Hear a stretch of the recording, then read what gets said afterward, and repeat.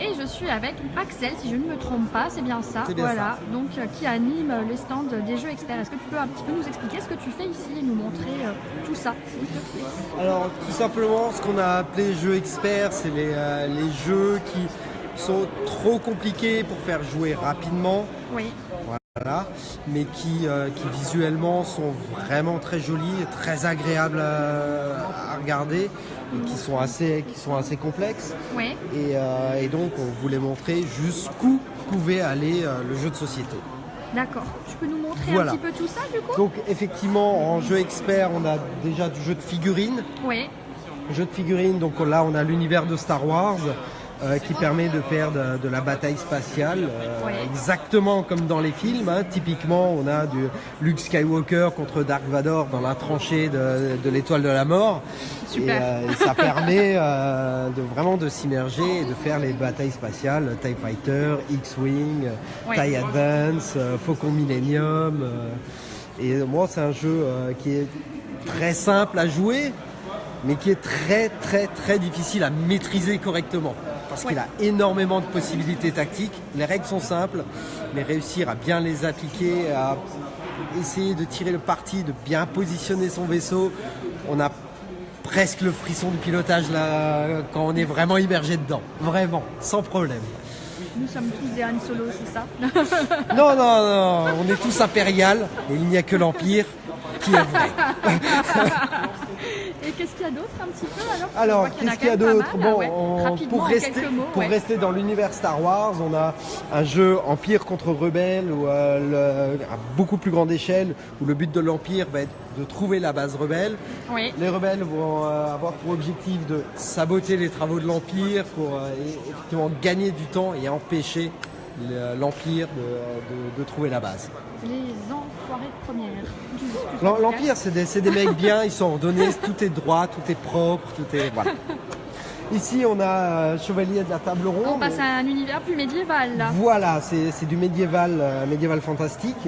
Donc, dans l'univers des Chevaliers de la Table Ronde, avec le roi Arthur, Perceval, on a Galad, et on a les Pictes et les Saxons. Et donc, dans ce jeu-là, c'est un jeu assez atypique, parce qu'on joue tous ensemble, on est tous alliés contre le jeu. Le jeu va avancer tout seul. Voilà. Il marche. Exactement. Le mal va progresser tout seul. Le mal s'étend dans nos vertes contrées. C'est exactement ça. Et nous, en tant que chevaliers, on va essayer de faire des quêtes pour trouver le Graal, pour trouver Excalibur, pour vaincre Lancelot le traître, afin de récupérer son armure, tout en défendant Camelot contre les différentes invasions, Saxons, Pictes, les différentes catapultes qui vont arriver. Et l'objectif va être de récolter des épées blanches, symbolise-le bien, contre les épées noires. Du mal.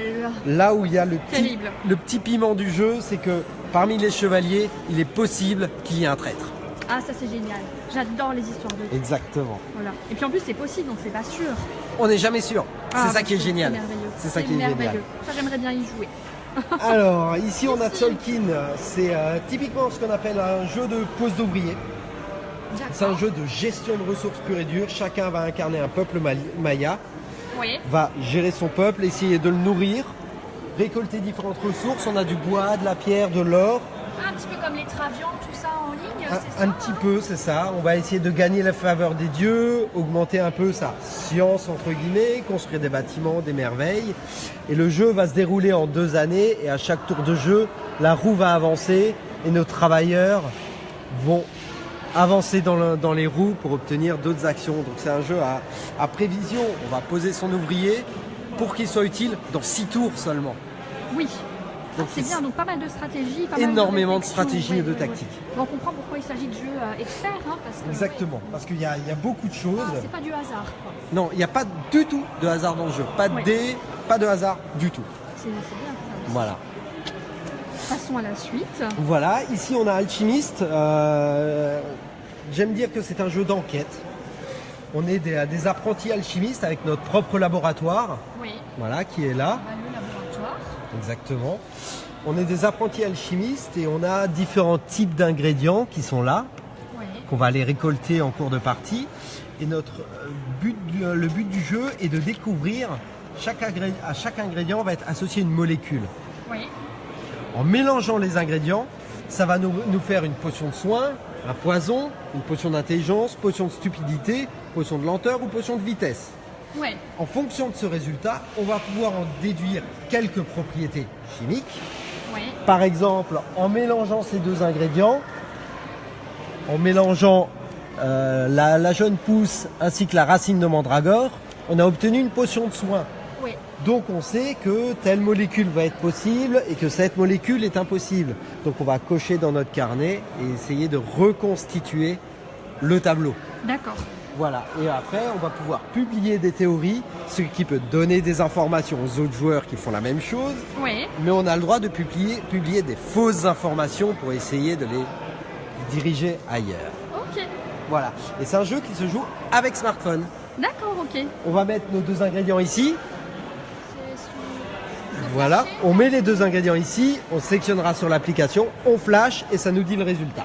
D'accord, bah super. Voilà, et chaque partie, les molécules sont brassées aléatoirement, on ne sait Ouais. jamais sur quoi on va Sur quoi tomber. on va tomber, c'est chouette.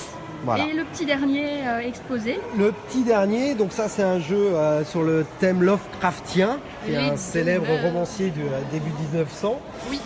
qui Tuluche.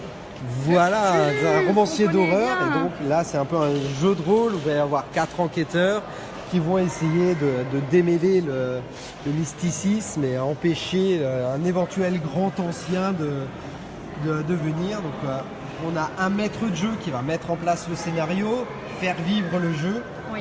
Et on a 4 enquêteurs qui ne savent même pas pourquoi ils sont là au début et qui vont essayer de découvrir pourquoi ils sont là en essayant de survivre et en essayant de ne pas devenir fou. De ne pas devenir fou. Exactement. Et après, donc, Voilà, parce qu'à chaque fois qu'on va rencontrer ce genre de monstre, on voit bien par rapport à la taille d'un homme que rencontrer ce genre de monstre a des répercussions sur la santé mentale.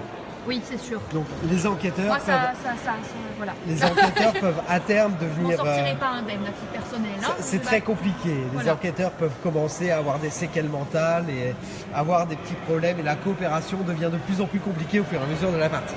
D'accord, bon bah super, alors Et ça voilà. donne envie. Et donc voilà, si vous avez des questions, vous pouvez venir à la bosse en jeu et les poser à Axel Exactement. et à ses amis. Sans problème. Des jeux experts. Avec Super, plaisir. bah, je te remercie pour cette présentation. Salut. Au revoir.